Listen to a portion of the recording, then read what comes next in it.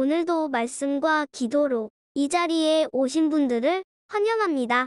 마가복음 9장 30절로부터 37절 하나님 나라의 비밀을 아는 자. 지금부터 본문을 읽겠습니다.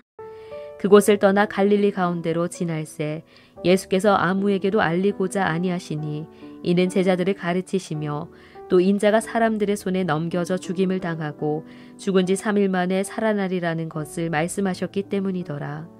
그러나 제자들은 이 말씀을 깨닫지 못하고 묻기도 두려워하더라. 가버나움에 이르러 집에 계실새 제자들에게 물으시되 너희가 길에서 서로 토론한 것이 무엇이냐 하시되 그들이 잠잠하니 이는 길에서 서로 누가 크냐 하고 쟁론하였음이라.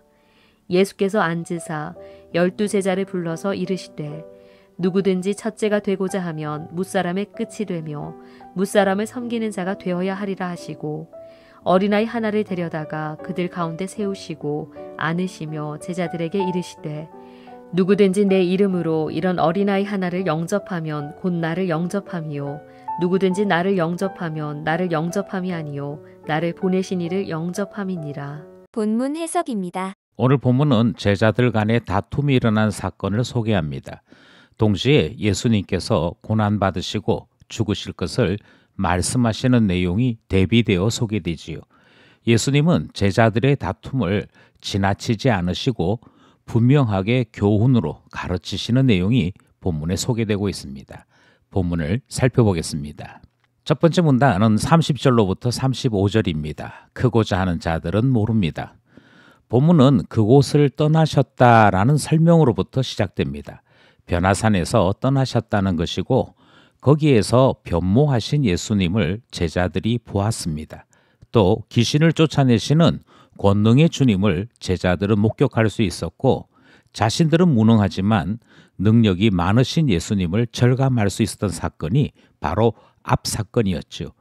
그러니까 제자들이 예수님이 어떤 분이신지를 분명하게 알게 되었다 하는 것이고 그곳을 떠나 갈릴리로 가시는 행로가 배경이 됩니다. 예수님은 제자들에게만 자신을 소개하십니다. 31절 말씀을 보면 이는 제자들을 가르치시며 또 인자가 사람들의 손에 넘겨져 죽임을 당하고 죽은 지 3일 만에 살아나리라 하는 것을 말씀하시는 내용 등장하죠. 이 모든 말씀들은 제자들에게만 전달됩니다. 문제는 제자들은 이 말씀을 귀담아 듣지 않았다 하는 것이고 깨닫지도 못했습니다. 32절에서 심각한 문제는 제자들의 태도입니다. 제자란 모르기에 스승에게서 배우는 존재들입니다. 따라서 모르는 것이 있을 때 제자들은 스승에게 당연히 질문하고 다시 배워야 하는 것이지요. 하지만 질문해야 될 제자들이 도리어 질문하지 않습니다. 깨닫지도 못하고 묻는 것을 두려워하는 모습이 소개되고 있습니다. 하지만 그들이 질문하지 않는다고 해서 그들이 모르고 있는 것이 그냥 넘어갈 리는 없습니다. 그들의 무지가 가버나움에서 여실히 드러나고 말지요. 그들은 서로 자신들이 더 높다라고 자신들의 행실을 자랑하며 서로 싸우는 일이 일어나게 됩니다. 예수님께서 서로 토론한 것이 무엇이냐라고 물으시는데 이 말씀은 실상 너희들 왜 서로 싸우느냐라고 하는 질책이었습니다. 그리고 그들에게 예수님의 기준이 무엇인지를 가르치시는 말씀이 등장을 하는데요. 35절 말씀입니다. 누구든지 첫째가 되고자 하면 뭇사람의 끝이 되며 뭇사람을 섬기는 자가 되어야 하리라. 예수님께서 말씀하시는 기준은 높은 자란 섬기는 자이다 라고 하는 것을 말씀하신 것이지요. 우리는 마가복음이 오늘 첫 번째 문단에서 몇 가지 영적인 원리를 가르치고 있는 것을 확인할 수 있습니다. 먼저 예수님은 설교를 듣고 이해한 것과 깨닫는 것은 다른 일이다라고 하는 것을 말씀하고 있습니다. 예수님이 이것을 강조하셨습니다. 예수님께서 이것을 가르치셨습니다. 그것을 알지만 이 말씀이 결국 우리에게 무엇을 요구하는지 그것을 알지 못하면 깨닫지 못하는 일이 되는 것이지요. 또 예수님께서는 고난을 받으시고 죽으실 것을 깨닫게 된다면 제자들의 삶과 가치도 바뀌게 될 것을 말씀하고 있습니다. 왜냐하면 제자들은 스승이신 예수님의 길을 따라가야 하는 존재들이므로 스승이신 예수님이 고난을 받고 십자가를 지시는 길 가실 때 자신들도 그 길을 가야 하기 때문인 것이지요. 예수님은 하나님의 사람들을 섬기고자 하셨습니다.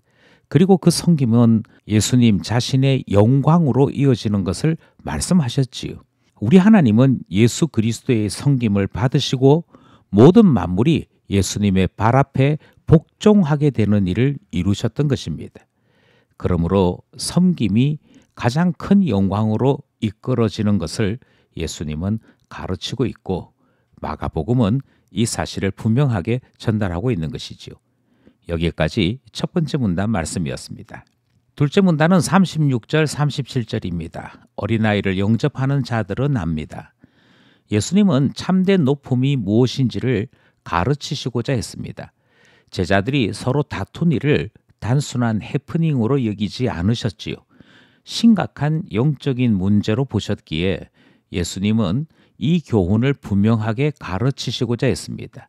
그래서 어린 아이까지 동원하여 교육하시는 모습이 둘째 문단 내용입니다. 그리고 이런 어린 아이 하나를 영접하는 것이 예수님을 영접하는 것이고 예수님을 보내신 하나님을 영접하는 일이라 교훈하시지요. 어린아이는 힘이 없고 능력이 없는 존재입니다. 그러니까 이 일 자체가 가치 있는 일이다라고 말하기 어렵지요. 그럼에도 어린아이를 영접하는 일이 가장 가치 있는 일이라 그렇게 말씀하시는 것은 이 일을 판단하시는 예수님의 판단에 따른 것입니다.